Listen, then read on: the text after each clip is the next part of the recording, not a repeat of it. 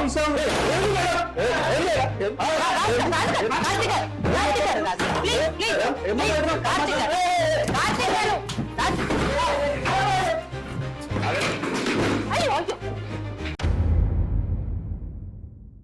10 भारत, सच की ताकत। बिना चुनाव लड़े आखिरकार कोई नेता कैसे बन सकता है? आज से पहले आप भी ये सोचते होंगे, लेकिन अब जो है आप ये बात नहीं सोचेंगे, क्योंकि ऐसा हो सकता है और हो रहा है और हो चुका है। बिहार विधानसभा में भारतीय जनता पार्टी जो है वो प्रचंड बहुमत से जीत गई है। हम सब देख रहे हैं, नीतीश कुमार की सरकार बनेगी, नीतीश कुमार ने शपथ ले ली है और अब उनके मंत्रिमंडल में कौन कौन से विधायक जो है नेता बनेंगे, कौन कौन से विधायक जो है वो मंत्री पद की शपथ लेंगे, ये भी जो है इसका भी सिलसिला जो है शुरू हो गया है और नाम आने शुरू हो गए हैं। लेकिन इस बीच एक ऐसी चौंकाने वाली बात खबर सामने आ रही है जिसे सुनकर, देखकर, पढ़कर आपके भी होश उड़ जाएंगे। बिना चुनाव लड़े यहाँ पर एक शख्स जो है वो नेता बन गए हैं, मंत्री बन गए हैं, मंत्री पद की शपथ उन्होंने ले ली है। सिर्फ इसलिए क्योंकि उनके जो पिताश्री हैं वो नेता हैं।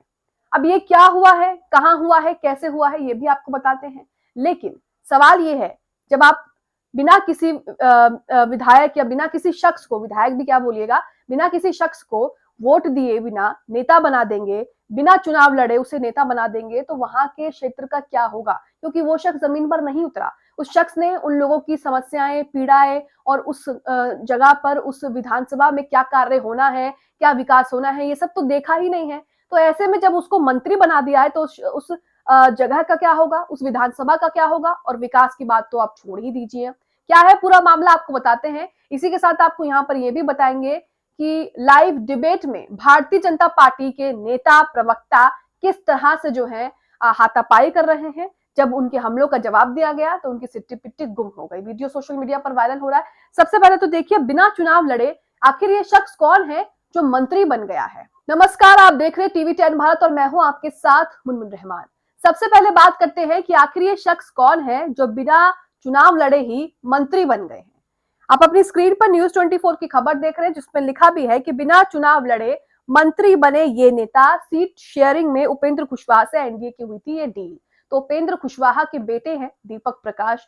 दीपक प्रकाश ने चुनाव नहीं लड़ा है, बिना चुनाव लड़े दीपक प्रकाश जी यहाँ पर मंत्री बन गए हैं नीतीश सरकार में। मीडिया इसे खास बात है, कितनी अच्छी बात है, इस तरह से बता रही है आपको, लेकिन ये कोई खास बात नहीं है। बिना चुनाव लड़े अगर कोई शख्स नेता बनता है, मंत्री बनता है, तो उस राज्य का और वहां के विकास का क्या हाल होगा, ये आप सोच समझ सकते हैं। आगे लिखा है, बिहार में नई सरकार का गठन हो गया है। नीतीश ने फिर सीएम पद की शपथ ले ली है। इसके अलावा बीजेपी के विजय सिन्हा और सम्राट चौधरी ने डिप्टी सीएम की शपथ ले ली है। इस बार मंत्रिमंडल में खास चेहरा शामिल हुआ है, उपेंद्र कुशवाहा के बेटे। उपेंद्र कुशवाहा के बेटे खास चेहरा है क्योंकि उन्होंने बिना चुनाव लड़े ही जो है मंत्री पद की शपथ ले ली है मीडिया के हिसाब से। तो दीपक जी यहाँ पर बिना किसी काम मेहनत के मंत्री बनकर बैठ गए हैं, क्योंकि सीटों पर जो है वो डील शेयरिंग हुई थी और डील शेयरिंग के नतीजों पर ही उन्हें मंत्री बना दिया गया।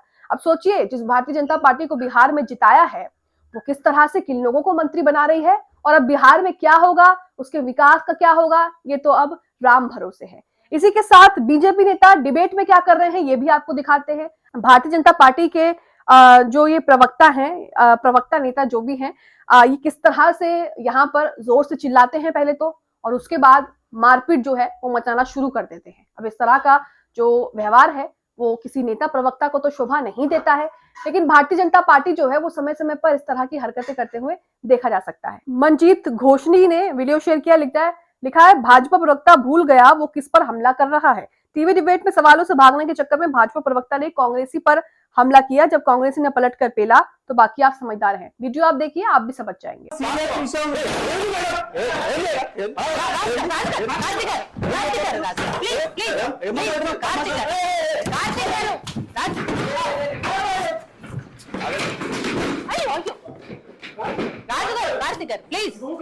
तो भाजपा प्रवक्ता टीवी डिबेट पर क्या कर रहे हैं ये सब आपके सामने है। जाहिर सी बात है, अगर इनसे कुछ सवाल पूछ लो तो फिर इन्हें जो है वो पुराने इतिहास याद आने लगते हैं, और उसके बाद जब पुराने इतिहास दोहराने के बाद भी काम नहीं चलता, हिंदू मुस्लिम करने के बाद भी काम नहीं चलता, फिर ये हाथापाई पे उतर आते हैं। सोशल मीडिया पर वीडियो वायरल हो रहा है। नीतीश की सरकार जो है बिहार में एक बार फिर से बन चुकी है। अब उसे लेकर कांग्रेस नेता किस तरह से कटाक्ष कर रहे हैं, इसका ट्वीट आपको दिखाते हैं।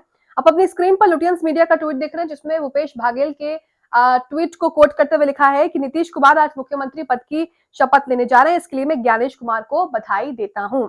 एक और ट्वीट भूपेश बाघेल का यहाँ पर निशाना साधते हुए लिखा है कि कर्मठ लगनशील मुख्य चुनाव आयुक्त श्री ज्ञानेश कुमार जी के अथक प्रयासों से आज बिहार में एनडीए सरकार का शपथ समारोह हो रहा है। श्री ज्ञानेश कुमार जी और उनके दोनों सहयोगियों को बधाई और शुभकामनाएं। ये दोनों सहयोगी कौन है, आप समझ सकते हैं। आपके द्वारा किए गए प्रयासों का फल भविष्य में आपको अवश्य मिलेगा, ईश्वर और देशवासी सब देख रहे हैं। तो यहाँ पर आप देख रहे हैं कि किस तरह से नीतीश की सरकार बन रही है और वहीं क्या क्या कटाक्ष उनको मिल रहे हैं, ये भी सब आपके सामने है। श्रीनिवास वीवी ने यहाँ पर एक वीडियो शेयर किया है। इस वीडियो में क्या बोल रहे हैं ज्ञानेश जी, सबसे पहले तो ये सुनिए।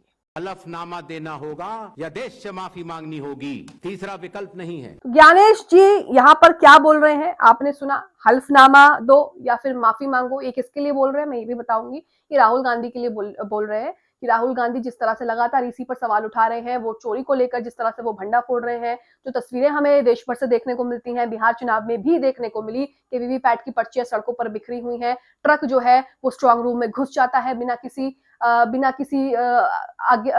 अनुमति के। इस तरह से तो है कांग्रेस सवाल उठा रही है और उसी पर जो है ये बोल रहे हैं कि राहुल गांधी को जो है हल्फनामा देना पड़ेगा 7 दिनों में या फिर माफी मांगनी पड़ेगी, कोई विकल्प नहीं है। अब इस पर पूर्व सीईसी क्या कह रहे हैं ये भी आप सुनिए। दूसरे से एफिडेविट मांगते हैं आप, आपके तो इतनी गलतियां हो सकती हैं, है ना। आपके सुप्रीम कोर्ट में भी ये केस गया था, जो डेड वोटर दिखाए गए थे, डिलीट हुए थे 65 लाख में से, उनमें से कई लोग सुप्रीम कोर्ट में जाके खड़े हो गए कि साहब मुझे इन्होंने मुर्दा दिखाया, मैं तो यहाँ जिंदा आपके सामने हूँ। तो अब पूर्व सीईसी ने क्या कहा ये भी आपने सुना कि ये अपनी गलती पर तो कोई हल्फनामा नहीं देते, ये अपनी गलती पर तो कोई माफी नहीं मांगते और दूसरों की बातों को जो है उस पर ये माफिया मंगवा रहे हैं। तो सोशल मीडिया पर वीडियो बहुत वायरल हो रहा है। इसी के साथ क्या है पूरा मामला वो भी मैं आपको बताती हूँ। दरअसल राहुल गांधी ने निर्वाचन आयोग को लेकर जो है कई तरह के आरोप जो है वो लगवाए थे, जिसके बाद ज्ञानेश कुमार ने जवाब दिया कि उन्होंने या तो उनको हल्फनामा देना होगा या देश से माफी मांगनी होगी, कोई तीसरा विकल्प जो है वो नहीं है। 7 दिनों के अंदर हल्फनामा दो, ये उसी का वीडियो सोशल मीडिया पर वायरल हो रहा है। इसी के साथ जो पार्टी सत्ता में है उससे सवाल पूछने चाहिए, लेकिन यहाँ तो सारा मामला ही उल्टा है। विपक्ष में जो है, विपक्ष के जो नेता है उनसे सवाल पूछे जा रहे हैं, उनसे बोला जा रहा है कि बताओ विकास कितना हुआ, बताओ ये क्या हो गया है। अब इसी के साथ आप अपनी स्क्रीन पर एक ट्वीट देख रहे हैं भंवर सिंह राजपुरोहित का। इस पर क्या प्रतिक्रिया आ रही है वो भी आपको बताऊंगी। लिखा है, जजों, ब्यूरोक्रेट समेत 272 हस्तियों ने कांग्रेस के खिलाफ एक पत्र लिख दिया है। अब इस पत्र में क्या ये भी आपको बताते हैं। सबसे पहले देखिए, लिखा है, जजों, ब्यूरोक्रेट समेत अन्य हस्तियों ने पत्र लिखा है। विपक्ष के खिलाफ पत्र लिखने वाले हस्ती हो सकते हैं क्या?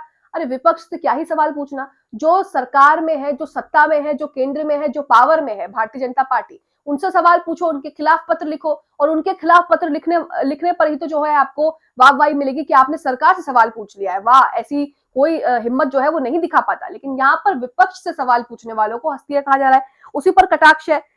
विपक्ष के खिलाफ पत्र लिखने वाले हस्ती हो सकते हैं क्या? ऐसा काम तो दलाल लोग ही कर सकते हैं, हस्ती सत्ता के खिलाफ लिखने वाले लोग हो सकते हैं, इसलिए इनको हस्ती नहीं बल्कि क्या कहना चाहिए, आप लोग इन लोगों के लिए 2 शब्द लिख सकते हैं। सोशल मीडिया पर प्रतिक्रिया देख लीजिए। सुरेश यादव लिख रहे हैं, सब साहब के दलाल चाटुकार होंगे, उन्हीं के कहने पर लिखे होंगे, सत्य को दबाया जा सकता है लेकिन हराया नहीं जा सकता।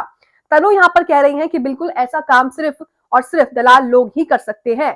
5 बड़ी बातें जो 272 जजों और ब्यूरोक्रेट्स ने की है, उस पत्र में जो लिखा है वो आपकी स्क्रीन पर है। लिखा है, पहले सेना, फिर न्यायपालिका और संसद पर सवाल उठाए गए और अब चुनाव आयोग को निशाना बनाया जा रहा है। एक खतरनाक चलन बन गया है जिसमें चुनावी हार को छिपाने के लिए संस्थाओं की साख पर हमला किया जा रहा है। तो यहाँ पर कहा जा रहा है कि आप हार जाते हैं और उसके बाद ईवीएम पर रोना जो है वो आपका फूटने लगता है। लेकिन बिहार चुनाव में जो खबरें आई हैं, सासाराम में जो हुआ है, जिस तरह से और जगह पर हुआ है, ये भी हमने देखा, वीवीपैट की पर्चियां सड़कों पर मिली, तो उसको लेकर कौन जवाब देगा, उसका जवाबदेह कौन है, इस पर भी सवाल खड़े होते हैं। इसी के साथ वोटर लिस्ट में गड़बड़ियां और कई तरह के आरोप और कई तरह की मांगे जो है वो राहुल गांधी की तरफ से की गई थी, आप अपनी स्क्रीन पर देख रहे हैं। सवाल किया गया था कि बीजेपी पर एंटी इनकम्बेंसी का असर नहीं होता जबकि बाकी दल इससे प्रभावित होते हैं।